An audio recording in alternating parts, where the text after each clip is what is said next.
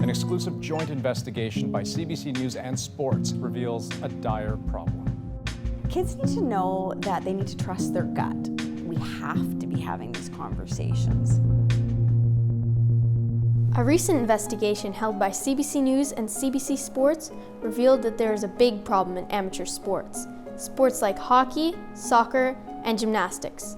According to the data that CBC compiled, there are a lot of coaches who have been accused and convicted of sexual offenses. CBC examined thousands of court records across the country, spanning 2 decades.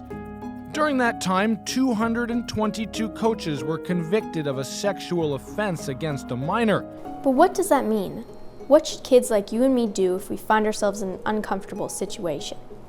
My name is Noni Klassen. I'm the Director of Education at the Canadian Centre for Child Protection.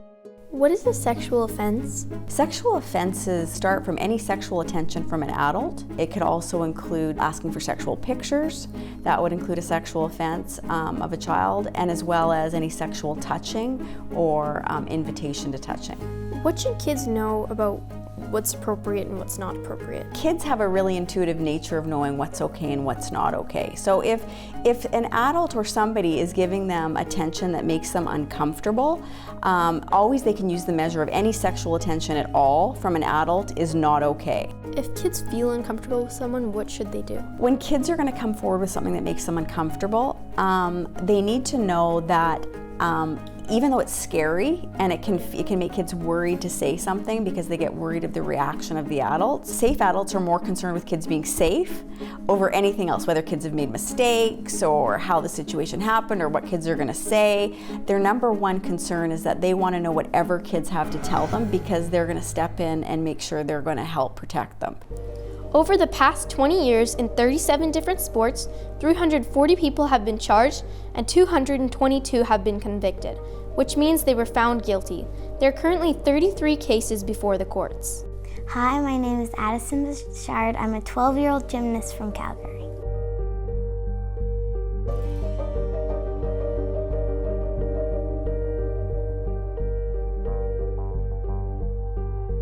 When we have to have these difficult conversations, is it uncomfortable?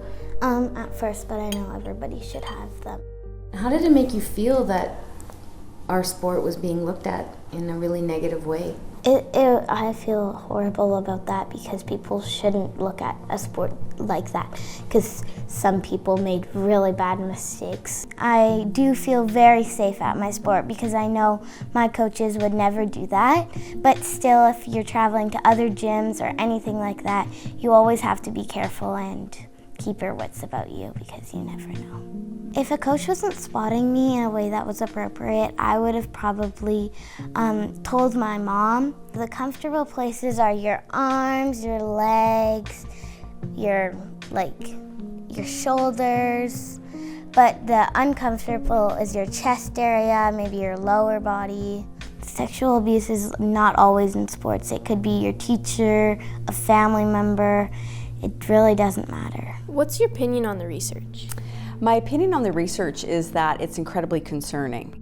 Parents trust kids to be with coaches and kids build important relationships with coaches. So when coaches misuse that trust to victimize a child, it's incredibly serious. I think what this is going to bring to light is I think parents are going to be surprised by this and they need to remember we have to be having these conversations, right? And we need to be talking about it more.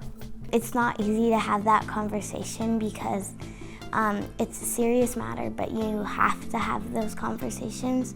If you have questions or have ever felt uncomfortable, talk to a parent, guardian, or safe adult.